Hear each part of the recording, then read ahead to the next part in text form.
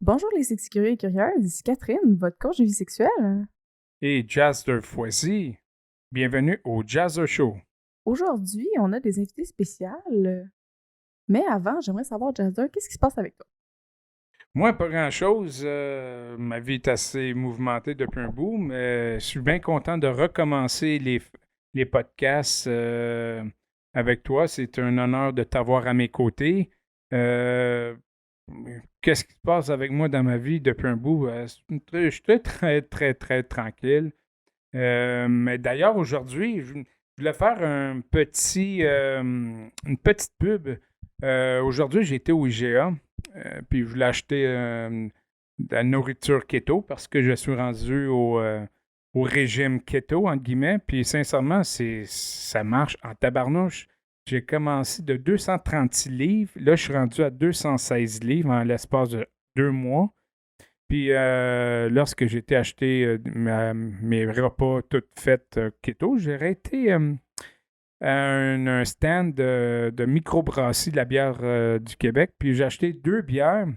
Une de Hochelaga au caramel salé. Sincèrement, c'est hallucinant comme goût. C'est un goût caramélisé, salé. Puis regarde, ça nomme bien, hein? Caramel salé. Puis aussi, ça, sincèrement, c'est une microbrasserie que j'ai découvert il y a 2 semaines. C'est la microbrasserie. T'as mis me mettre mes lunettes à boire, ça commence bien. C'est pas drôle d'être vieux. Non, surtout quand t'es chaud. Non, c'est le domaine Bertillon qui est à Saint-Jean-sur-le-Richelieu. Bientôt, je vais les contacter. J'aimerais ça faire un podcast à son établissement. Puis sincèrement, ils font de la colline de bonne bière. Puis aussi, qu'est-ce que j'aime aussi de leur bière, c'est leur étiquette. C'est toutes des étiquettes très sexy, très sensuelles. Je trouve que ça fit bien avec nos podcasts.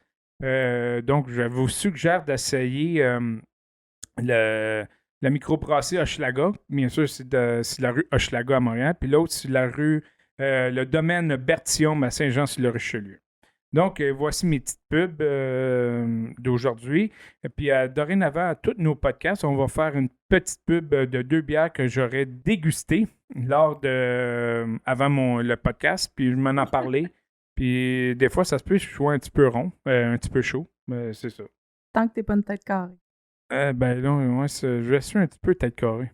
Donc, je viens de West Island. Donc, on va parler de notre sujet de ce soir. On a des personnes qui font de l'hypnose. Je vais laisser la voix à Catherine Fever. C'est une Catherine Sex Coach, désolé. C'est l'animatrice. Caroline, ça passe la première fois que je parle autant lors d'un podcast. C'est ça qu'il faut. Oui, je sais. Ouais, il va falloir que je prenne ma place. Bon, bien sûr, c'est mon show, hein, Jazzer Show. Bon, OK, c'est à ton tour, Catherine. Ben, je veux souhaiter la bienvenue à Lucie et Steve. Merci beaucoup d'avoir accepté. Merci à vous de nous avoir invités. Merci beaucoup. Puis aujourd'hui, on va parler des deux côtés d'un sujet que je trouve super intéressant. Parce qu'en même temps, c'est un sujet duquel j'ai été longtemps sceptique. Mais, ben, quand vous connaissant quand même un petit peu plus intimement, que vous n'êtes pas des inconnus non plus, je vois le bénéfice que ça peut avoir, autant au niveau coaching que dans la vie de monsieur, madame, tout le monde, dans le fond. C'est l'hypnose. Oui, l'hypnose s'adapte vraiment à toutes sortes de situations dans une vie autant ludique que dans la vie de tous les jours pour régler des problématiques. Ben, aujourd'hui, qui se spécialise dans quoi? Moi, je suis hypnothérapeute. OK. Donc, tu as suivi vraiment une formation complète. Oui, de 1200 heures, plus autres petits cours ici. Là. Quelle école? Le Dauphin? Non, le FPHQ. OK. Ah, puis dans le fond, Steve, de bord, tu te poses du côté...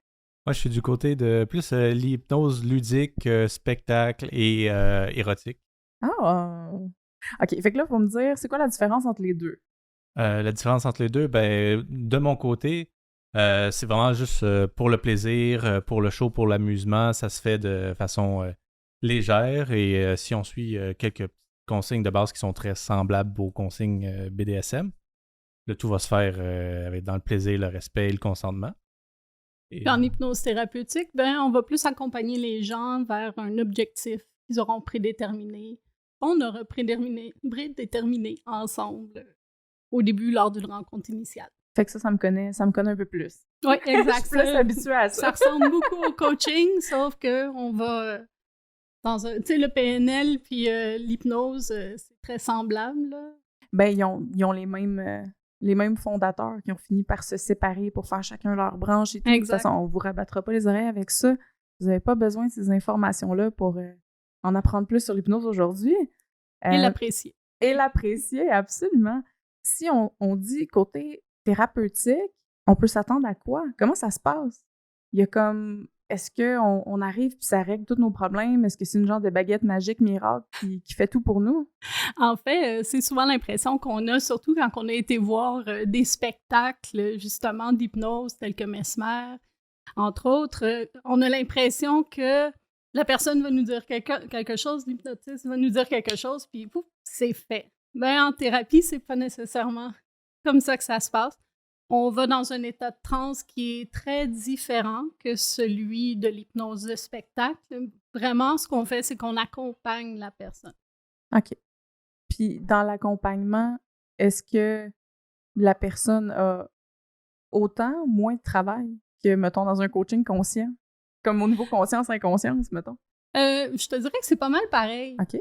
Puis c'est souvent ce à quoi les gens s'attendent pas. Moi, quand les gens viennent me voir puis que je les accompagne, je donne des devoirs. Tu sais, ça, il faut qu'ils soient assurés, là. Dans le fond, on a peut-être sauté un peu vite.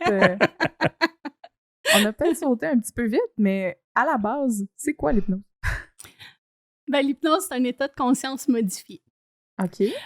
Puis ça, tout le monde passe à travers divers phases de conscience modifiée. Ouais, c'est ça. Merci. Quand, mettons, tu pars en char, puis tu rentres chez vous, puis t'es même pas sûr de comment t'as fait le chemin. C'est comme un blanc. OK, ben, ton subconscient qui t'emmène. Ouais, t'as su un chemin qui est tellement enregistré que ton subconscient, il a pris le volant. Fait que ça, c'est un état de modifié de conscience. Juste avant de t'endormir le soir, tu sais, quand t'es dans un entre-deux. En fait, l'hypnose, c'est ça. C'est l'entre-deux entre l'éveil puis le sommeil, souvent. L'espace où est-ce que ton conscient, ton rationnel a un petit peu foutu le camp, parce qu'il n'y a pas d'affaire là quand tu t'endors, techniquement. Hein? C'est vrai. Mais d'un sens, ce que je fais, avant de m'endormir, je passe à Catherine. Oh my God. Ça veut dire que tu dors pas? Non, ben... Si tu dis que tu dors, c'est parce que je suis plate. Là, non, je vais ben être moi, triste. ben non, bien sûr, au début, garde quand un gars vient, après, le gars s'endort vite, donc, OK, même faire ma gueule. On est allé au-delà du thérapeutique. On Ouais, est plus ben, rendu c'est dans le lui. ludique. C'est à toi, Steve, celle-là. Ouais, c'est ça. Je suis du bon bord. Ah, c'est mon côté, mon homme. Donc, est-ce qu'on peut aussi associer ça aux états qu'on peut atteindre à travers différentes drogues psychotiques? Est-ce que ça rentrerait dans le même état de conscience altéré ou on parle vraiment d'un autre, peut-être un autre type? Un autre type, je te dirais. Okay. Parce que quand on est avec des psychotiques, on a beaucoup de misère habituellement à focusser puis à être vraiment dans qu'est-ce qu'on fait. Souvent, on est beaucoup plus dans le spontané, si on peut dire. T'sais. Fait que quand on va être en hypnose, oui, c'est sûr qu'il va y avoir du spontané, mais on est pas mal plus focusé, surtout en thérapeutique, sur un objectif qu'on a convenu déjà au départ. Fait qu'on se promène, mais pas trop loin. Alors que je disais que dans le ludique, que ce soit de spectacle ou érotique, ça peut ressembler parce que, comme certains psychotiques, il y a un laisser-aller. Il y a les tabous peuvent s'effacer ou réduire. Donc, de mon côté, il peut y avoir des effets semblables et des effets euphoriques aussi qui sont provoqués par exemple. C'est des effets aussi, justement, que tu peux amener toi en faisant des suggestions. C'est ça, on peut même suggérer ces effets-là en particulier. Mais d'un sens, toi, ça peut être aussi une thérapie. C'est quand même assez important de ne pas jouer avec les deux. Ça pourrait être tentant des fois. C'est ça qu'on apprend au début. On commence à faire des choses aux personnes, puis on se dit « Wow, j'ai un super pouvoir ». Puis là, les gens commencent à te demander « Ouais, tu pourrais-tu me régler ?» Mais si on n'a pas la formation thérapeutique, on ne sait pas ce qu'on fait. On peut croire que, exemple, la personne, elle veut maigrir. Puis là, moi, je ne saurais pas le thérapeutique. Je dis « OK, ben là, tu vas moins manger. » Puis juste quelque chose de simple de même parce que, je sais pas, ben je vais peut-être créer un désordre alimentaire. Moi, j'ai été voir un de mes amis, il fait de l'hypnose, OK? Lui, il a pris ses cours à l'école Dauphin. Je suis pas sûr...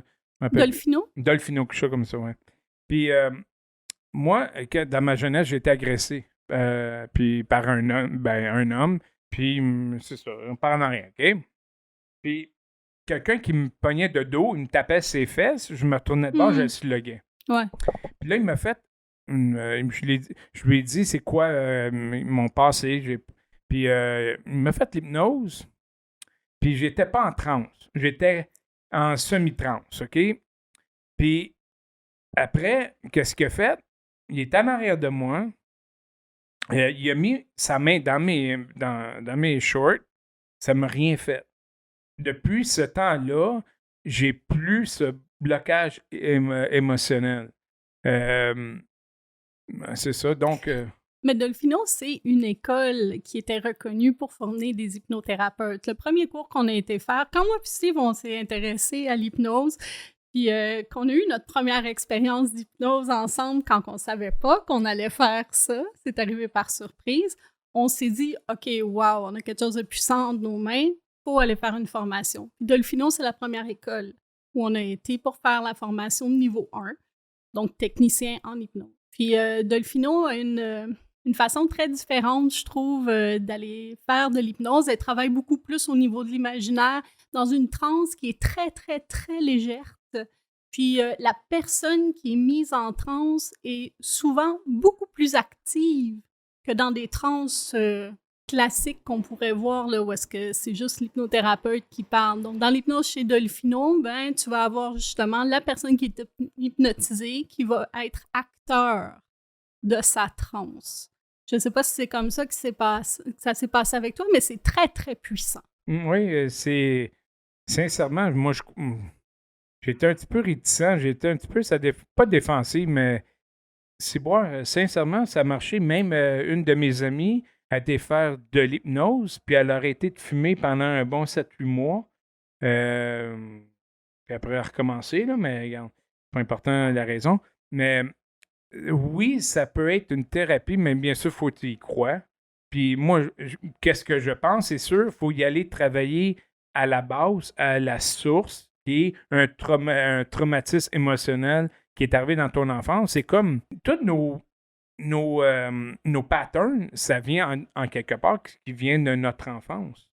En fait, c'est que on a la loi 21 en ce moment qui nous régit énormément, puis il faut faire attention de laisser au bon thérapeute. OK, ouais, ça, ouais, je comprends. Là. Donc, pour aller traiter puis on dit pas traiter pour nous, on dit accompagner. Yes. Pour aller accompagner des traumatismes d'enfance, puis tout ça, il faut faire très, très attention, puis plus souvent qu'autrement, on va référer ces gens-là pour aller faire leur travail avec des psychothérapeutes. Parce que eux, ils ont vraiment tous les outils nécessaires. Nous, ce qu'on va faire, c'est qu'on n'ira pas directement accompagner la personne sur un travail sur le traumatisme en tant que tel. On va créer un bypass en travaillant plutôt sur le symptôme. Mhm. Qu'est-ce que ce traumatisme-là t'a apporté dans ta vie aujourd'hui qui fait en sorte que c'est problématique pour toi? Mais là, il y a des compagnies d'assurance qui acceptent l'hypnose. Oui. Puis, on est régi, il y a différentes associations. Là. Exactement. Différentes associations qu'on peut aller voir. Puis, on est chapeauté sous les naturopathes. OK. Mais Steve, lui, il n'a pas besoin. Non, moi, j'ai pas besoin de. Ben, c'est pour revenir justement sur ce point-là qui est important entre le thérapeute, même hypnothérapeute peut porter dans une certaine mesure à confusion, mais c'est le devoir de la personne qui vous accompagne, que ce soit en coaching, comme moi, en hypnothérapie, comme Lucie, de vous référer. Puis c'est un point qui me tient à cœur parce que oui, comme Steve a dit, on peut avoir l'impression parfois que justement, on peut les aider. T'sais, on peut aider ces gens-là à passer par-dessus certaines choses pour lesquelles on pense être outillés, mais c'est la responsabilité qui nous appartient de les référer et non d'essayer de pousser à travers quelque chose qui sort un peu de notre cadre d'expertise, dans le fond. C'est là que ça se pose. Là. Ça arrive-tu des fois dans vos débats sexuels que vous servez de l'hypnose pour des affaires? On serait fou de pas essayer ça. Oui, bien sûr. C'est pas tout le temps, parce que c'est le fun aussi d'être complètement là, mais oui, on s'en sert. Surtout, moi j'ai une imagination très, très, très fertile. Fait que, puis je suis un geek. Fait que, on s'entend que j'aime mettre plein de fantaisies qui sont impossibles dans la vraie vie, là. Un exemple? Donnez-moi des démons, donnez-moi des tentacules, donnez-moi des transformations de corps, comme expérimenter un corps féminin, un orgasme féminin, avoir un clitoris. Ça, c'est des exemples que j'ai faits, que je me suis fait faire par Lucie. Souvent, quand je vois qu'il est un peu dissipé, je suis capable aussi de recentrer son attention, par exemple. Puis juste de dire, admettons, de lui dire qu'il est incapable d'enlever ses yeux des miens, là, tu sais, donc il doit me regarder profondément tout au long. Tu sais, il y en a qui disent cette connexion-là est super importante. Puis, tu sais, c'est, ah oui, il est un petit peu dissipé là, dans son attention. Hey, tu me regardes juste ici. Ça a un petit côté kinky. Ah oui. Il y a beaucoup de quais. Ou sinon, quand t'es comme Lucie, ben, tu fais faire des niaiseries à ton partenaire. Comme il fait danser comme un Backstreet Boys ou être un bodybuilder avec des muscles de plus en plus gros. Des muscles. Pour Qui quelques les exemples aiment, d'affaires. ces muscles. Elle a ri cette fois-là. Ben, une fois, vous m'avez montré une séance que vous avez faite avec une de vos amies qu'elle faisait un chien. Hein. C'était vraiment nice. Bien sûr, il y avait une belle vue aussi, là, mais non, mais j'ai trouvé ça. Mais sincèrement, le monde qui vont écouter cette émission-là, oui, faut faire confiance aux hypnothérapeutes, mais sincèrement, oui, ça peut changer votre vie et devenir. Moi, sincèrement, ça m'a changé énormément sur ma sexualité, sur mon ouverture. Regarde, c'est bon aussi pour arrêter de fumer, mais maigrir, c'est bon aussi pour l'anxiété, l'anxiété, le stress, dormir. Exactement. Il y a une panoplie de choses que l'hypnose peut vous pas régler, mais pour on peut les accompagner. vous accompagner Yes, dans le merci. droit chemin. Ben, mettons, là, en tant que, justement, spécialiste, dans le fond, tu as décidé de te spécialiser vers les aspects sexuels, donc dans la sexualité. Toi, t'accompagnes dans quoi, plus précisément, ou le plus souvent, disons? Le plus souvent, ces temps-ci, c'est l'éjaculation prématurée. OK. Je sais que j'ai répondu à tu sais, je donne des petits conseils ici et là sur différents groupes Facebook. Parfois, les gens, ils m'écrivent pour en connaître plus.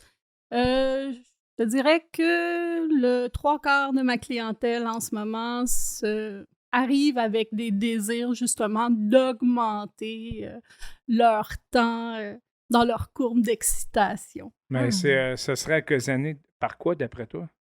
Occasionné par quoi?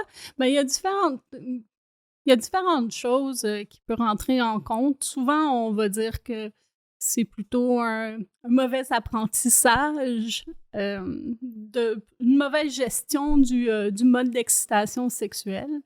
Donc, la personne sait quand elle va avoir une érection, sait quand elle va avoir une éjaculation, mais tout ce qui se passe entre les deux, souvent, c'est là que ça va se trouver. Donc, comment maintenir son excitation sans arriver au point de non-retour. Puis là, ben, avec ça, il peut y avoir 1001 raisons. Hein. C'est relatif à chaque personne. Tu peux avoir le stress, l'anxiété de performance. Tu peux avoir le gars qui a eu des petites vites avec sa blonde toute sa vie parce qu'il baisait dans le sous-sol, puis ses parents, ils étaient en haut, puis ils voulaient pas se faire entendre, pas se faire pogner. Il peut y avoir les enfants qui sont là tout le temps. L'habitude. Oui, exactement. Puis ça, l'habitude, là, c'est la plus grande affaire. Le plus gros problème. Oui, exactement. C'est le plus gros problème. Il faut faire d'autres connexions neurologiques. Puis à part ça, ta formation t'a amené à voir quel autre type, dans le fond, d'accompagnement? Autre type, on a l'anorgasmie, naturellement. Qui est en fait carrément le contraire. Oui, donc, en fait, avec justement les gens qui n'arrivent pas à avoir d'orgasme.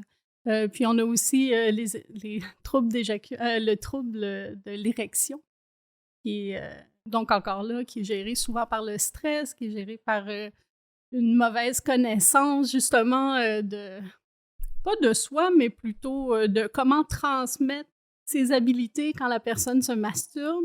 à une sexualité avec partenaire, des fois, est complètement différente. Mais si la personne est trop prise avec ce mode d'excitation-là, c'est difficile de transposer ça quand la personne est avec un ou une partenaire.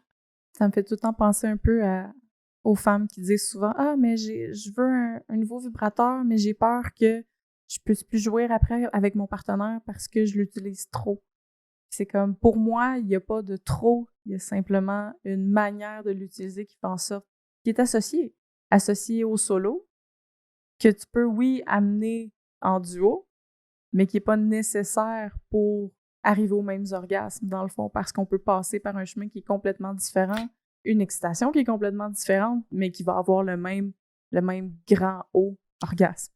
Oui, puis c'est drôle parce que justement, aussitôt qu'il s'agit de jouets, on dirait que, ou de sexualité aussi, on dirait que les gens ils disent « Ah, j'ai ce jouet-là, il va se passer X, Y, Z, puis je vais arriver au bout à mon orgasme. » Tandis que, comme tu dis, il peut y avoir 1001 possibilités, il suffit de s'arrêter, puis de choisir de faire autre chose.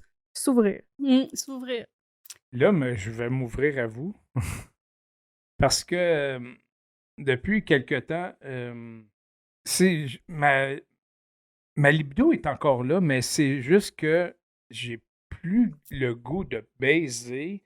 J'ai tellement le goût de prendre un break des femmes, un break du sexe. Puis Christophe, je me pose la question, est-ce que je suis normal?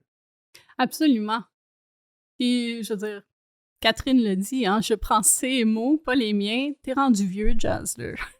Ouais, 50 ans, ouais. Mais je connais un de mes amis que 57, tabarnak, il vient 3-4 fois par jour. Tabarnak, c'est un crise de machine, ce gars-là. Ben, je pense qu'il faut venir un peu à terme avec le fait que la sexualité des autres, c'est pas la nôtre. Exact. Tu sais, que c'est pas plus performant lui qui a 5 orgasmes par jour, par exemple, mais que finalement, il en vit réellement qu'un seul à travers tout ça, puis les 4 autres sont OK. Mettons, c'est des 5-6 sur 10, tu sais. Ben ouais, regarde, moi, j'ai toujours eu une libido assez haute. Regarde, je suis dans le milieu, hein, Christophe, le sexe, il n'y a rien de plus beau que ça. Les femmes, il n'y a rien de plus beau que ça. Mais c'est juste que peut-être c'est l'accumulation de le stress, la pression. C'est ce que j'allais dire. Regarde. Je pense que des fois, on en a beaucoup dans notre assiette. Puis, je veux dire, l'instinct de survie, bon, c'est drôle que je veux dire que l'instinct de survie passe justement, t'élimines les choses pour être capable les choses qui sont moins importantes à ce moment-ci de ta vie pour être capable de garder ton stamina pour autre chose. Donc, à ce moment-ci de sa vie, je te dirais, à la limite, c'est pas surprenant si, par contre, t'évacuais ton stress avec le sexe, parce que beaucoup de gens qui font ça, ben là, tu me dirais peut-être, ben Lucie, je fais du cul 8 fois par jour, tu sais. Mais oui, aussi, moi, je me suis dit, je prendrai jamais une femme pour une béquille. Tu comprends? Regarde, la fille ne mérite pas que j'apprenne pour une béquille, puis me vider, puis je voudrais pas qu'on me le fasse, donc je le ferai pas aussi. Mais peut-être aussi, regarde, de toute façon, il faut que je vive le moment présent. C'est sûr, je me pose des questions. Tabarnak, est-ce que je suis rendu un moine? Non, mais prends ça comme une tarte. Tu sais, l'énergie qu'on a dans la vie, là, c'est une grosse tarte. Puis, il y a juste autant de parts de tarte que tu peux couper, là. À un certain point, tu as fait le tour. Mais comme dans American Pie. Eux autres, ils ont choisi le milieu. Je dirais aussi, tu sais, des fois, on est passionné de choses comme le sexe ou que ça soit autre chose, mais des fois, ça fait 20 ans, 30 ans, 40 ans. Prendre un petit break, là, si ça ne fait pas de le faire, profite du break. Puis tu vas voir, à Mané, ça repart. J'ai des passions, des fois, je prends un break, puis hop, après une couple de mois, là, j'ai le goût. Fait que là, c'est par habitude que tu veux continuer, même si ça te tente pas, peut-être. Tandis que des fois, juste enjoyer la pause, tu sais, comme parce que des fois, t'as pas la paix, justement, de ta sexualité et tout le temps à t'en demander. Si elle te laisse tranquille une couple de semaines, une couple de mois. Peut-être que je suis blasé aussi, là. Fait que profite-en pour te recentrer, puis ça va repogner à un moment donné, c'est sûr. Ouais, même. Je vais regarder Richard, peut-être il va me redonner la libido que j'ai besoin. Tu me parlais de normalité. Tu as dit, est-ce que je suis normale? OK, les gens, quand tu leur dis, par exemple, que peut-être même probablement Lucie aussi, ça doit t'arriver, tu leur dis, OK, t'es une coach de vie sexuelle. Puis là, ils se font une image, là. Comme, OK, cette fille-là, c'est vrai, elle fait l'amour tous les jours, 40 fois par jour, puis ça va bien, puis elle orgasme à chaque fois, puis ben non. Ma sexualité à moi passe par comment j'ai pu l'accepter. Puis faire l'amour, moi, une fois par semaine, ça me convient amplement. Des fois 2, des fois un peu plus, mais souvent, en général, c'est une fois par semaine. Puis ce que je fais pendant que je fais l'amour va changer selon le mood, selon plein de facteurs qui sont personnels, mais ça m'arrive encore aujourd'hui de fréquenter, tu sais, justement, certains groupes Facebook, t'échanges, tu parles avec d'autres personnes, puis tu te rends compte que il orgasme, je sais pas moi, 8 fois par jour. Oui, c'est ça, tu sais, sont multi-orgasmiques puis tout. Puis faut que tu acceptes que c'est pas nécessairement ton cas si t'es pas faite comme ça, puis c'est correct. Puis c'est cette partie-là du travail qu'il faut faire.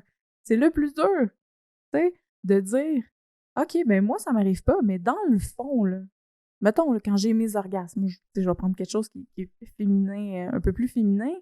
Quand j'ai mes orgasmes, je les mets à combien sur 10? 2 sur 10 ou 10 sur 10? Mais je suis comme, quand j'en ai, moi, c'est des 10 sur 10. Fait que, j'ai-tu vraiment besoin d'en avoir 8 dans le fond, juste parce que, je sais pas, moi, mettons, Lucie en aurait 8? Ben non, dans le fond, dans le vrai profond, je suis satisfaite. On est toujours malheureux dans la comparaison, hein? Yes. Mais pour être honnête, non, je suis pas malheureux. Si je suis bien de pas venir, je suis bien de pas avoir d'orgasme. Même si un de mes amis est capable d'en avoir 10, regarde, moi, je serais pas capable de suivre, premièrement. Deuxièmement, peut-être j'aurais une crise cardiaque. Puis, c'est drôle parce qu'à soir, je me sens comme avec Jeannette veut savoir, OK, ou avec une sexologue. Je trouve ça cool. Parce que, oui, on parle de l'hypnose. L'hypnose, c'est une sorte de thérapie. Puis, non, c'est cool qu'on parle de ça parce que je suis sûr qu'il y a plus d'hommes qu'on pense qui vit qu'est-ce que je vis en ce moment. Mais ils ont honte d'en parler. Moi, j'ai pas honte d'en parler. J'ai fait de ma part dans la vie, dans le côté sexualité. Peut-être je suis un petit peu blasé. Là. Il n'y a plus grand-chose qui m'excite. Pour dire la vérité, là, j'ai tellement vécu de choses dans ma vie. Puis là, je suis comme... Je vois 2 femmes ensemble. OK, c'est beau. Ça fait partie, justement, du contrebalan d'avoir une sexualité ou de vivre dans une communauté où est-ce que la sexualité est tellement ouverte. Ouais. Je veux préciser juste une chose, par exemple, vu que tu l'as mentionné, puis je veux pas induire personne en erreur. Je suis hypnothérapeute qui se spécialise dans les problématiques sexuelles. Je ne suis pas sexologue. Ouais. Même chose, je vais leur dire pour moi aussi. Je suis une coach de vie sexuelle et pas sexologue. Il y a des distinctions à faire. Absolument. Juste pour toujours mettre les choses Puis au moi, clair. je suis à retraite. Et pas sexologue. Ouais. Es-tu sexologue, Steve? Je ne suis pas sexologue. Puis Richard, c'est une machine. Tu disais tout à l'heure, Catherine, que tu avais dû faire un travail sur toi, justement, pour te dire que c'est correct, que t'es pas comme toutes les autres, t'es comme toi, t'as ta propre sexualité, puis que c'est correct. Toi, tout à l'heure, tu disais, Jazder, quand tu vas voir un hypnothérapeute, c'est parce que tu veux y aller absolument, tu veux être là, puis tout ça. En fait, je te dirais que faut que la personne veuille faire un travail sur elle-même. Ouais, c'est sûr, là. Si je décide d'aller voir un psychologue ou un sexologue parce que j'ai des choses à m'améliorer, si des fois du monde peut me dire de quoi sur moi que j'ai un problème en particulier, c'est sûr que ça va me faire poser un questionnement envers moi. Crème, est-ce que je suis vraiment comme ça? Donc, si je veux vraiment m'améliorer, que je vais me prendre les ressources pour vouloir m'améliorer comme être humain. Moi, je suis là pour grandir dans la vie et non pour regresser. Donc, oui, j'ai eu des choses. J'ai été voir un psychologue pour voir si je devais m'améliorer sur moi-même. Donc, oui, c'est une question de maturité et de sagesse de vouloir s'améliorer. C'est un super bon point. Faut pas avoir peur. Tu vois, moi, je l'ai essayé, l'hypnothérapie, en plus, avec techniquement vous deux. V'là déjà 4 ans, fait que c'est au tout début de votre cheminement d'apprentissage. Oui. Mais j'ai pas répondu. Ça, tu sais, je dirais ça a pas fonctionné pour moi. Puis je sais qu'il y a beaucoup de gens qui pensent ça, ils diraient moi ça fonctionne pas l'hypnose, ça fonctionnera jamais, je suis pas influençable.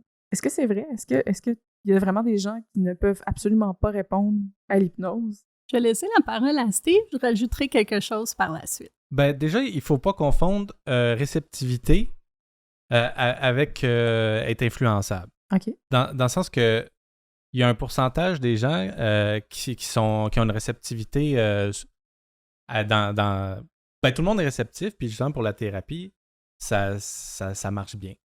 Fait que c'est ça, il faut faire la différence entre réceptif puis susceptible aux suggestions. OK.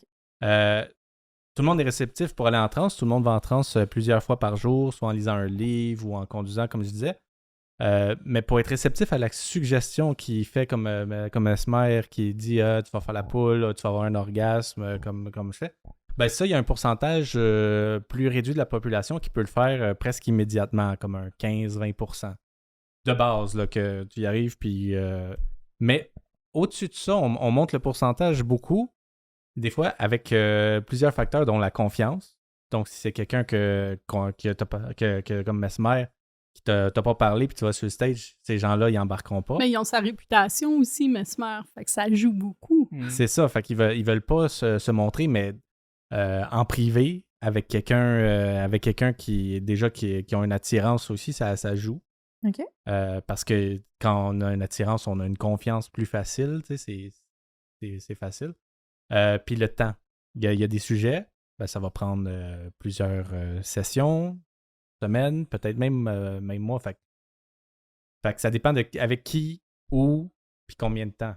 Okay. Les gens, ils pensent que parce qu'ils sont pas aussi réceptifs que ce 15-20%-là qu'on voit dans les spectacles, ben ça va marcher une fois avec une technique, parce qu'il y a des centaines de techniques on est tous des humains avec des cerveaux très différents. Fait que s'ils ont essayé une fois puis ils disent bon ben ça y est, je suis pas hypnotisable. Non. C'est comme dire j'ai essayé de faire du vélo une fois puis je suis pas capable.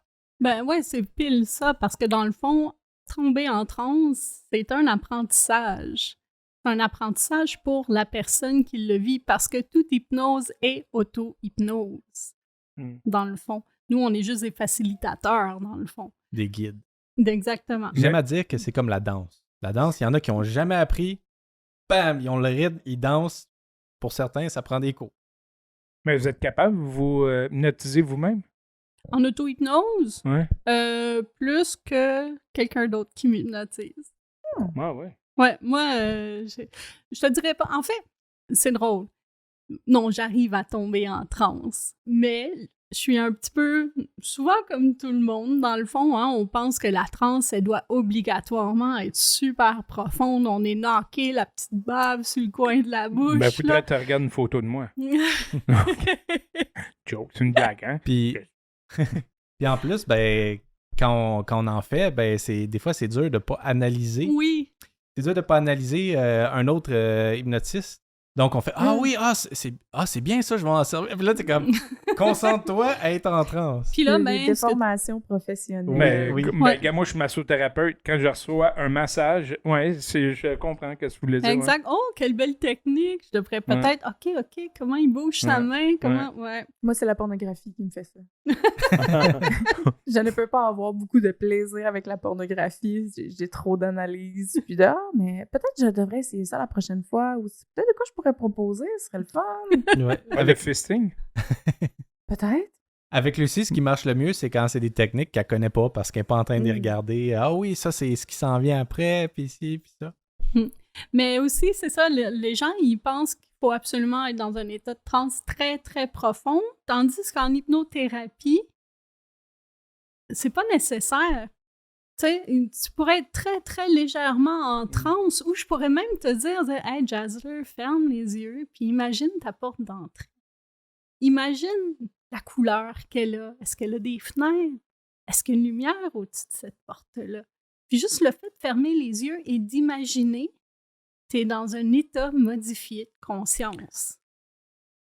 Ça me fait penser à de quoi? si les personnes qui sont pas réceptifs, ça se peut-tu qu'ils aient peur que l'hypnothérapeute lui fasse faire n'importe quoi? Mais moi, quand j'ai fait l'hypnose, quand j'ai reçu une séance, j'étais conscient, j'étais en semi-transe. Donc, j'étais conscient de tout ce qui m'arrivait, mais je me laissais aller. Absolument. Ben, en fait, tu as différents types de personnes. Tu vas avoir la personne qui va être complètement partie puis qu'elle n'entendra même pas ce que tu lui dis. Elle va avoir attendu, ferme les yeux, prends une bonne inspiration puis laisse aller complètement. Puis 1, 2, 3, 4, 5, t'es revenu ici et maintenant avec moi. Puis ce qui s'est passé entre les deux, ils savent pas. Mais les gens comme ça qui sont un petit peu incertains dans qu'est-ce qu'elle va faire, puis tout ça, je lui dis, écoute-moi, focus sur ma voix, puis écoute toute la séance. Focus sur les mots que je te dis. La personne, elle va être en transe. La personne, souvent, là, j'ai l'impression, pour moi, en tout cas, quand je suis en transe, j'ai l'impression que, tu sais, au lieu d'habiter tout mon corps, j'habite ma tête. Et mon subconscient est très, très à l'éveil, mais c'est là. J'ai l'impression comme d'avoir un petit conducteur en haut, tu sais, qui est là. Fait comme, c'est moi qu'on appelle! C'est vraiment weird, mais c'est vraiment là que ça se passe. C'est en haut. Puis là, je le sais souvent que je suis en transe quand je suis dans cet état-là. Et c'est un des défis pour les gens quand ils commencent et qui ne sont pas immédiatement réceptifs, c'est de commencer à identifier comment on se sent en transe.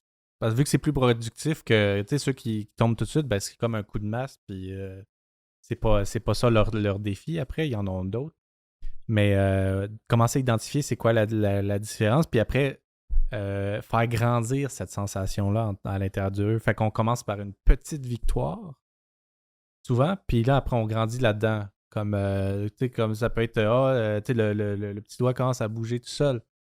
Je n'ai pas senti que j'étais super parti, que je pourrais faire, mais le doigt a bougé tout seul. Le doigt a bougé tout seul, puis c'est quand même, on prend cette victoire-là, puis on la fait grandir au bras, puis à maner.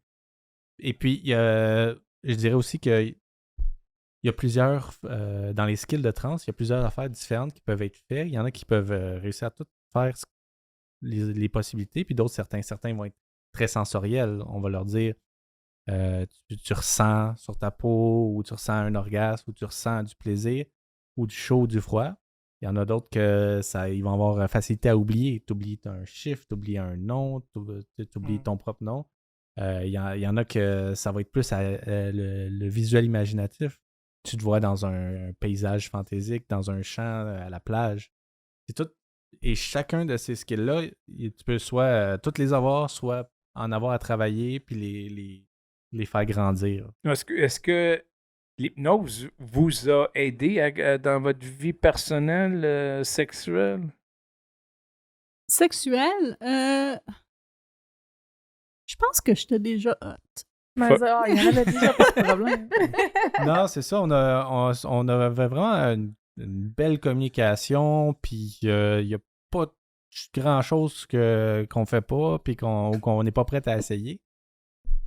Donc, puis dans le respect, puis dans l'amour. Fait que c'était pas sexuellement, on était pas ce qu'il y avait de la misère, mais c'est juste une autre aventure. Une aventure de plus. Puis pour moi, c'est moi qui ai amené ça. C'est un fantasme de prépubère, je te dirais, depuis. Là, je regardais des Mowgli, là, le serpent, puis les cartoons, puis ça faisait déjà de quoi que je réalisais pas encore ce que ça faisait, là, ce genre-là. Puis justement, c'est arrivé parce qu'un soir, on faisait du jeu de rôle où est-ce que je voulais faire semblant d'être en hypnose. Puis ça a marché. Ça marchait mieux. C'est pour vrai. On s'y attendait pas, là. Vraiment pas. Fait que moi, j'étais, c'est cool. Puis là, j'étais parti, puis je tripais, puis tellement que je voulais pas revenir. Non, mais je trouve ça intéressant parce qu'il y a deux aspects que tu as mentionnés tantôt qui ont résonné beaucoup puis qui me font réfléchir depuis tantôt un peu. Tu parlais, c'est plus facile qu'on pense arriver dans un état mental altéré. Puis je pensais justement au moment où, mettons, tu es en train de lire un livre en plein métro, c'est bruyant au bout, puis tu te rends compte que tu as manqué ton arrêt parce que tu l'as pas entendu. Exact. Fait que ça a été ma première réflexion. Puis, l'autre affaire que je me suis dit, c'est ça m'est déjà arrivé de le faire par inadvertance. Fait que je comprends un peu le concept. J'étais dans un coaching. Moi, je ne fais pas d'hypnothérapie. Je n'ai pas cette partie-là en coaching. J'ai pas pris cette branche-là.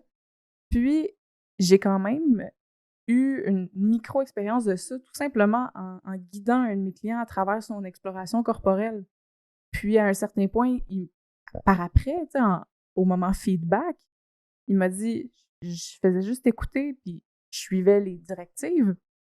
Puis je me suis sentie complètement décrochée. Puis il s'est mis à pleurer pendant la séance, tu sais, parce qu'il a vécu justement un état mental. Un chiffre. Ouais. Fait que j'aurais jamais pensé. J'avais le feeling que c'est un peu ça, mais tu me confirmes que ça peut arriver un petit peu par inadvertance. Ben, souvent aussi, dans des situations où est-ce qu'on est en hyper-focus, puis surtout quand on est en hyper-focus à deux, admettons. Tu sais, si pendant un bon bout de temps, on se met à se regarder, puis à respirer à l'unisson, à faire une synchronisation, autant de nos mouvements que notre respiration, on va venir à un moment donné qu'avoir l'impression qu'il y a comme juste une bulle qui se crée entre nous deux, puis toutes les autres autour, si tu te rends compte un peu, qui disparaissent un petit peu ou qui deviennent de plus en plus... Mais tu vois la dynamique que ça fait automatiquement. Fait que de créer une transe entre deux personnes, là, c'est très, très facile. Moi, je l'ai déjà eu, cette expérience-là, en faisant du tai chi. Je faisais ma routine de tai chi, puis à un moment donné, je me suis retrouvée, je suis arrivée à la fin, puis j'ai fait « Ah, attends, j'ai oublié. Non, pourquoi? » Puis je me suis rendue compte que j'avais toute fait ma routine, puis que je m'en suis pas rendu compte. Là. J'ai vécu les 5 premières minutes, puis la toute fin, puis... Les sportifs, un autre exemple, appellent ça être dans la zone, là, tu sais, quand on est en train de faire un sport ou une activité physique, puis que ça flotte, puis qu'on dirait que le temps ralentit, là. Je sais pas si tu as déjà vécu ça. Moi, ça m'est arrivé quelques fois en faisant de l'escrime, là, puis c'est vraiment comme rentrer en transe. Fait que les gens peuvent se mettre en transe constamment. Et puis, les larmes de la personne, c'est pas rare quand il tombe en transe, qu'il y ait des réponses émotionnelles comme ça, que la personne n'est pas triste, mais elle peut se mettre à rire, elle peut se mettre il y a une larme qui coule, puis la personne est bien correcte quand même. C'est tout géré par le subconscient, fait que le subconscient, des fois, quand il sort, on dirait qu'il fait sortir quelques réactions au corps en même temps. Tu sais. Ça me fait penser, tu parlais de sport, là, ça m'a fait accrocher. Comme dans le BDSM, quand tu fais une scène. Le subspace! Subspace, c'en est une très bel exemple. Le subspace, le dumb space, où le focus est tellement concentré puis puissant. Je sais pas le nombre de fois où des gens m'ont dit « Ah, wow, genre, vous avez fait une foule de belles scènes, puis c'était vraiment beau vous voir. » Puis là, je me retourne, puis je suis comme... Ah oui, il y avait autant de gens! Oui, je suis comme, tu me regardais, je suis comme, j'ai pas remarqué. Des fois, des gens, là, tu sais, proches, ça, moi, dans le respect de la bulle de sécurité, évidemment, mais c'est quand même ça, c'est quand on parle de tout disparaît autour à deux, je peux croire que c'est beaucoup plus facile parce que tu as un objet physique sur lequel porter ton attention. Parce que moi, je dirais, mentalement, j'ai du mal à me faire des images. Je suis pas une personne vraiment d'images, je suis une personne beaucoup de mots. Beaucoup aussi de sons. T'es auditive? Ouais. Puis, c'était bizarre, tu sais, faire l'imaginatif. Je suis comme, je pense pas que ça marcherait pour moi. Mais je pensais à oublier des mots. Je suis comme, ouais, j'imagine ça fonctionnerait parce que j'ai pas de misère à avoir des mots, mais je leur associe pas vraiment une image, tu sais. Ben, une induction dite parfaite, entre parenthèses, c'est une induction qui va utiliser tous les éléments du VACOG. OK. Ça, c'est quoi? Le VACOG, c'est la visualisation. Auditif, c'est les 5 sens. Kinesthésique, l'odorat, puis le goût. Fait qu'admettons que si on parle, puis on fait « Ah oui, t'es sur le bord de la plage, Catherine. » Puis quand t'inspires, les vagues, tu les vois que les vagues viennent vers toi, puis quand t'expires, elles vont au loin. Puis en plus, t'entends le son de ces vagues-là, puis peut-être des oiseaux, des goélands. Sur ta peau, tu ressens une merveilleuse chaleur du soleil. Sous tes pieds, tu sens le sable entre tes orteils se glisser. Fait que tu vas aller justement chercher tous ces éléments-là, puis là, t'es sûr qu'au moins, tu vas aller pogner celle qui va parler à la personne. Parce que tu vois, moi, ça a marché. Le son, le toucher, le toucher. mais en même temps, ça m'a flashé. C'est des expériences que j'ai déjà vécues. Ben, idéalement, tu t'en vas là aussi. Fait que est-ce que c'est un facteur important d'amener la personne, par exemple, à des endroits où elle a déjà essayé quelque chose, où elle a déjà vécu une expérience, disons, similaire? Je dirais oui. Ouais. Ça dépend de chaque personne. Il y en a qui vont préférer se référer à quelque chose qu'ils connaissent, puis d'autres qui n'auront aucun problème à monter de pièces. Tu sais, tout à l'heure, notre amie, là, que tu as vu la vidéo qu'elle faisait Ouais. son chien, puis je te disais, elle, sa référence de chien, c'est un gros chien. Un gros chien patouf, là. Puis tu sais, je veux dire qu'il y a des grosses pattes qui sautent sur le monde, qui te lichent en pleine face.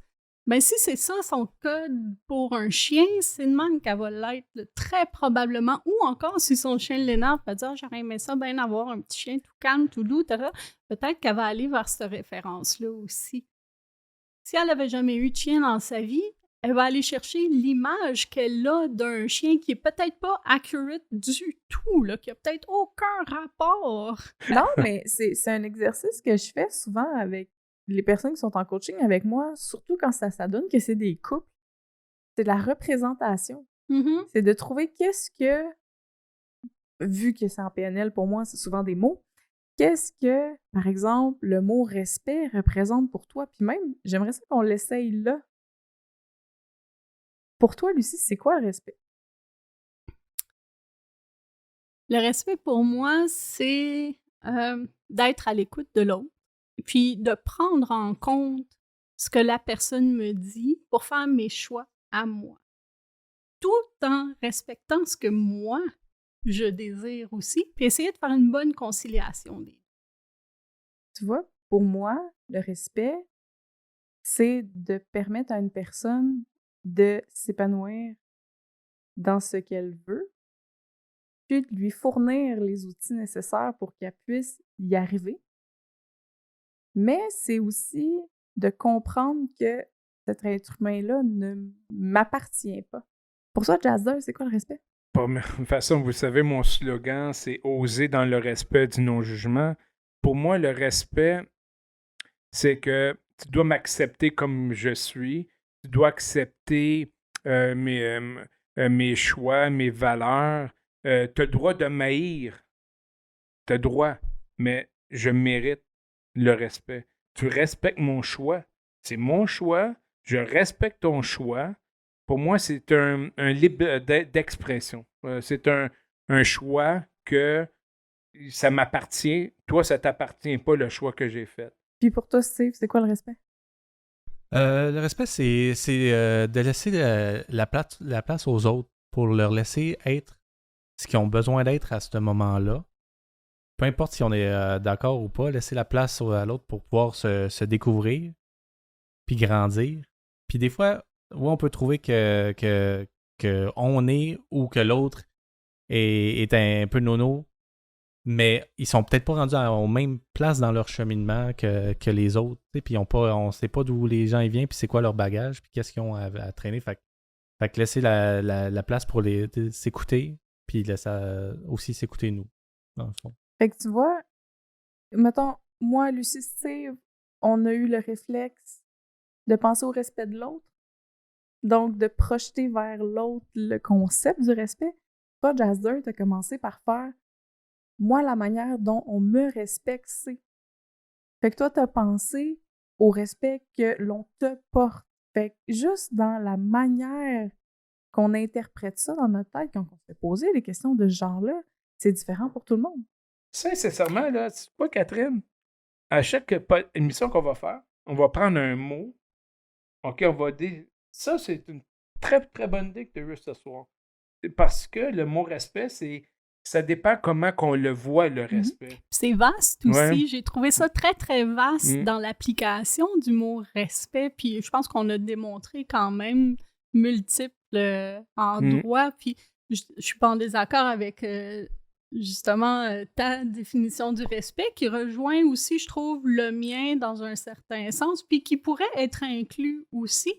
Ça dépend qu'est-ce qu'on a choisi de dire à ce moment-là. C'est ça. Oui, parce que il y a certaines affaires que vous avez dit que j'aurais pu inclure aussi, mais je me suis dit, on Ah plus oui, de on diversité, C'est mais- pas juste ça, mais c'est pas mais le tu sais, ça- réflexe. Ouais. Tu sais, le réflexe, quand tu penses au mot, on aurait pu faire beaucoup plus simple, là, puis dire quand tu penses à un cheval, tu penses à quoi? Tu sais, il y a des gens qui vont penser à un cheval monté avec une selle, il y a des gens qui vont penser à des chevaux... Le cheval de trait. Oui, c'est puis- ça, tu sais, ou des chevaux dans la plaine en train de courir, c'est le même mot, le même concept, mais il est interprété de manière différente. Mais Exact. des fois aussi, la perception d'un mot. Mhm. C'est un exemple, jugement, pour quelqu'un, le jugement, c'est ça, mais ça dépend comment qu'on voit la situation. Même, des fois, l'auto peut être rouge pour quelqu'un, mais pour une autre personne, l'auto va être blanche. Tu comprends? On perçoit des choses différemment d'un être humain à un autre. C'est ça qui est la beauté de l'être humain, parce qu'on est tous différents. Absolument. On vient de couvrir beaucoup de choses sur l'hypnose. Une personne qui aimerait ça se lancer dans un cheminement en hypnose, où est-ce qu'elle doit être mentalement, dans son cheminement personnel ou dans son cheminement d'introspection? N'importe où. N'importe où? N'importe où. Parce que, en tout cas, si on parle du côté hypnose, pas érotique, hypnose thérapeutique, ça fait grandir. Automatiquement, là, j'ai tellement évolué, changé mes dynamiques avec moi-même, avec les autres autour de moi depuis que j'ai commencé ce processus-là. Puis à chaque transe que je fais aux autres, je continue de travailler sur moi-même. Tu sais, à force de répéter des mots, à force de répéter des suggestions, ça s'imprègne sur moi aussi, là. Tu sais, j'ai un gros splash en même temps, tu sais. Puis je veux dire, je me sens jamais aussi calme dans une semaine que quand j'accompagne des gens qui ont des troubles d'anxiété, puis qu'on apporte du laisser-aller, puis de la relaxation dans leur vie, tu sais. Donc, où est-ce qu'ils doivent être? Où est-ce qu'ils ont envie? La seule affaire qu'ils ont besoin d'avoir, c'est un esprit ouvert puis d'être curieux. Ah, j'aime ça. Mais c'est drôle parce que le prochain mot que je voulais parler, ouvert d'esprit. C'est quoi ouvert d'esprit? Ça pourrait être dans la prochaine mission. Le prochain mot, c'est ouvert d'esprit. Absolument. On va le prendre en note, puis on s'assurera de poser la question de nous éviter. Puis, mettons, Steve, toi, du côté hypnose érotique, qu'est-ce que tu aimerais rajouter? Sur l'hypnose érotique, j'aimerais, parce qu'on a parlé d'un peu de ce qui est faisable, mais j'aimerais parler un petit peu de comment ça se passe, un petit peu de A à Z. Parce que c'est ça, tu sais, là, ça a l'air bien beau, tu sais, on donne des fantasmes et des orgasmes, mais comme dans le BDSM, on commence par négocier avec la personne. Parce que c'est pas en plein milieu de la session que c'est le temps de négocier. La personne est dans un état de conscience altéré. Donc, pas pour le consentement, tu sais, c'est pas kosher, tu sais. Fait que ça commence par une bonne négociation de savoir qu'est-ce qu'on va faire dans la session aujourd'hui, c'est quoi les attentes. Puis, de toute façon, même quand c'est ludique, c'est toujours bien d'avoir un pre-talk pour commencer à builder la connexion. Voir s'il y a des phobies à ne pas toucher, parce que des fois, il y a des phobies qui peuvent avoir l'air anodines, mais si la personne a peur des hauteurs, puis que pendant la mise en transe, tu la fais monter, déjà là, ça part mal. T'sais. Fait que c'est ça. Fait qu'on essaye de se connaître un petit peu, puis de voir l'objectif. Ensuite, une fois qu'on a établi ça, puis des safe words qui vont être aussi implantés en hypnose aussi, autant que d'avoir dit avant, souvent les codes de couleur classiques, vert, jaune, rouge. Puis ce que je vais faire, c'est qu'au début de la session, je vais faire une suggestion pour dire que peu importe l'état dans lequel ils sont, s'ils ont un gag ball dans la bouche, un pénis de 10 pouces, whatever, ils vont être capables de dire le mot. Même si normalement ils n'étaient pas capables de parler pour X, Y, Z raison en hypnose, ça va pas sortir. Ce qu'on va faire, je vais aussi les amener avant de commencer la session. La vraie, c'est de trouver leur safe space. Ça, c'est une technique que j'ai appris juste avec le cours de base de Dolfino. Où est-ce qu'on amène la personne dans un endroit super sécure, où elle se sent bien. Comme ça, s'il y a quelque chose soit pas qu'il va pas, mais si ça a été peut-être intense, toujours ramener la personne à son safe space pour pouvoir respirer puis s'en remettre. Puis ensuite, là, on va commencer les parties érotiques. Puis là, ça peut aller... Comme disait soit on peut faire vivre un fantasme complètement dans la tête sans qu'il y ait aucun toucher, sans qu'il y ait rien. La personne, elle aimerait j'ai une amie, elle tripait sur Outlander. Mhm. Le gars, il y a une scène chaude où est-ce que de mariage, là, pour ceux qui sont fans de La série. la série. Ben, elle a capoté là-dessus. Fait que j'ai fait vivre cette scène-là. Elle, c'était l'héroïne, puis elle se faisait ramasser par l'Écossais. C'était son mariage. Fait que ça, c'est tout passé dans sa tête, puis elle a eu du fun. Fait que ça, c'est une des applications qu'on peut faire. On peut aussi faire avoir des sensations, comme je disais, corporelles. On peut faire grandir le plaisir d'une façon progressive. Souvent, on va se servir avec les chiffres, tu sais, mettons, on va dire de 1 à 10, 10 étant l'orgasme. Puis on va commencer à 1, il y a une sensation qui commence dans le bas-ventre, puis là, on met des fioritures avec chaque chiffre. Puis là, on peut arriver à ça. Puis ce qui fait qu'à un moment donné, à s'habituer, on peut être au restaurant des fois avec une amie. Puis là, je suis comme hey, psst, 3. Puis là, ça commence à se tortiller sur sa chaise puis à essayer que ça apparaisse pas. Puis là, il y a beaucoup de jeux publics qui peuvent être faits avec ça, si la personne est à l'aise avec ça. On peut ajouter des ondes érogènes ou les enlever. On peut faire que la personne est en chasteté hypnotique, ou on peut tripler la sensibilité, ou mettre un clitoris sur la main, puis justement en public, frotter la main. Avec la chasteté, une affaire qui est vraiment le fun, c'est que habituellement, ben, tu mets une personne en chasteté, puis tu laisses le temps passer. Hein.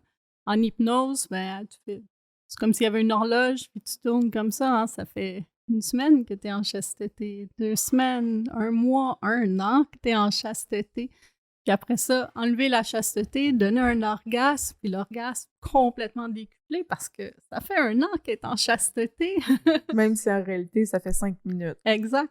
Oui, ou ne pas lui donner l'orgasme et regarder la personne être le plus en manque qu'elle a jamais été dans sa vie. Puis ça aussi, c'est très drôle. Est-ce que vous avez une page Facebook qu'on pourrait vous rejoindre s'il y aurait besoin de... Pour l'hypnose érotique, si tu fais sur la barre de recherche MTL pour Montréal, MTL Hypnose, tu vas tomber sur ma page, Lucie Vigneault, hypnothérapeute. Puis pour l'autre, ça va être MTL Hypnotrans sur Facebook aussi. Et tu vas tomber sur un groupe de gens enthousiastes. Des fois, on fait des munchs. Des fois, on essaie... De faire des pratiques des fois pour ceux qui ont envie justement d'apprendre un peu plus, de s'intégrer un petit peu plus dans une communauté. C'est un très bon choix, Catherine, de voir. J'avais dit que ça allait être le fun. Moi, c'est notre deuxième émission qu'on fait ensemble. Le premier, c'était au Cyprès. Puis, sincèrement, je suis content de mon choix. Je suis très contente de ton choix. Je veux juste faire un petit accroche pour finaliser ce que Steve a dit. Tu parlais du consentement, tu parlais du safe word. Ça m'a vraiment mis des grosses étoiles parce que, justement, c'est la preuve que ça prend une forme de cours, une forme de formation pour arriver à bien le faire. Je vous dis pas nécessairement de pas faire ça à la maison, j'imagine que vous allez être d'accord avec moi, mais... Il y a beaucoup de livres qui ont été écrits, puis il y a des livres meilleurs que d'autres, puis il y en a des nouveaux aussi, on les a pas tous lus. Nous, même quand on a commencé à s'intéresser, à approfondir nos apprentissages, on a fait venir Mark Wiseman des États-Unis pour donner un cours à Montréal pour une fin de semaine entière. Puis on était une trentaine à avoir suivi ce cours-là. Ça a été une fin de semaine vraiment magique. Il nous a appris tout de A à Z. Puis il a écrit 2 livres. Le premier livre, c'est Mind Play. Puis le deuxième, c'est... Je me souviens. Je pense que c'est Mind Play, a Study Guide. Ouais, c'est The Study Guide qui est comme un petit peu plus axé sur comment donner une classe d'hypnose érotique, mais qui a quand même beaucoup de matériel quand tu as plein de nouveaux exercices à faire. Ça. Je voudrais juste ajouter pour la transe, la session, aussi après avoir eu ce plaisir-là, il y en a encore, je pourrais en parler pendant des heures sur les possibilités, mais aussi, après, il y a on ramène la personne et comme pour le BDSM, aftercare, bien sûr. OK. Qui est important, et puis débrief. C'est vraiment C'est comme le l'équivalent, BDSM. ouais, c'est ça. Mais c'est pour C'est ça ça. que je trouve ça important d'en parler, parce que il y a vraiment une importance à mettre supplémentaire. Tu sais, c'est pas juste quelque chose de casual que n'importe qui peut faire demain matin. Puis comme non, il faut quand même se mettre des bonnes balises. Puis aussi des gestes de sécurité, des mots de sécurité. Puis comme tu as dit, j'aime ça que tu dises, malgré le fait que tu seras dans l'état ABC qui t'empêche de parler, ça ne change pas le fait que tu peux utiliser ton safe word. Tu sais, c'est comme c'est de penser en sécurité supplémentaire. Tu sais. Puis quand on donne les cours, il y a plein d'autres sécurités qu'il faut penser. Exemple, tu sais, si je dis à Lucie, OK, chaque fois que tu vas entendre le mot rouge, tu vas avoir un orgasme. Puis, d'un, je pense pas à l'enlever ou je l'enlève, mais j'ai juste dit ça. Ça fait une suggestion qu'on appelle ouverte. Ça veut dire, OK, le mot rouge, c'est orgasme. La meilleure façon de le dire, c'est quand moi, et seulement moi, va dire le mot rouge, tu vas avoir un orgasme. Ça, tu mets une sécurité. Mais si tu veux être comme blindé, quand moi, et seulement moi, va dire le mot rouge, et que tu vas être dans un endroit que tu te sens confortable, et pour la durée de ce soir seulement, tu vas avoir un orgasme. Là, je viens de mettre comme 3 sécurités, parce que, mettons qu'elle, elle écoute la radio rouge, Rouge dans le FM. char, bang! Orgasme. Puis, Mais tu sais, ça peut être le fun, mais il faut que ça soit faut que ça soit négocié, consenti, exact. consenti jusque-là. Puis on en fait toutes des erreurs, hein. Puis je veux dire, Steve, il parle de ça parce que ça nous est arrivé On qu'on apprend, a là. laissé ouvert une suggestion, puis tout le monde dans la salle, rouge, rouge, juste pour tester. Puis nous autres, on a fait, oh, wow, non, il y a quelque chose qui se passe. Puis c'est vrai, on a oublié ça. Tout le monde, surtout, tu sais, bon, en hypnothérapie, il faut pas faire d'erreur. Non, c'est ça. Mais on dans s'entend le que- ludique, En hypnothérapie, tu as combien d'heures de cours? ouais, c'est ça, exact. Tandis Puis un qu'un- stage, puis plein d'autres trucs aussi, là. Tandis qu'un cours de 4 heures, c'est sûr qu'après un cours de 4 heures, les gens vont faire des expérimentations, mais il va y avoir des erreurs. Mais au moins, en ayant ces notes-là, puis ces avertissements-là, puis tout, ben, ça va en sauver quelques-unes. Ah, c'est vraiment le fun. C'est plate. Mais là, quand on fait la séance démo, là, savoir si On pourrait t'es la... susceptible. Non, mais on pourrait mais on pourrait aller chez eux ou on pourrait en faire une séance. Mais... Au local, puis ça serait cool de le présenter, là. Ouais, parce que, Pas ben, comme Chouda, là. Ah, ok, ton local chez vous, ok, ouais. ben oui, dans le fond, moi, je devrais faire mon ouverture officielle de Donjon Espace Sexo-Éducatif à la mi-octobre, fin octobre, si ça pousse, mais pour l'instant, ça va bien. Ça devrait être la mi-octobre. Évidemment, il faut rester à l'écoute pour savoir ça va être quoi la date exacte. Puis, c'est sûr que vous allez être les bienvenus, puis peut-être même on pourra avoir des spectateurs possibles, si vous êtes fins. On a une modèle qui ne demande rien que ça. Ah oui, absolument. Super! Ben, c'est It's a Date. Oui. Il va juste rester à savoir c'est quoi la date de la date. En tout cas, merci beaucoup de nous avoir écoutés puis regardés. Puis sincèrement, c'est une tabarnouche de belle émission. Puis je me suis ouvert à vous. Ben, Puis, merci. Merci. Non, puis Ben, merci beaucoup, Lucie. Merci beaucoup, Steve. Merci à vous. Merci, Votre ça fait présence a plaisir. été super. Notre présence a été super. Oui. Notre présence a été super. Vendu. bye tout le monde.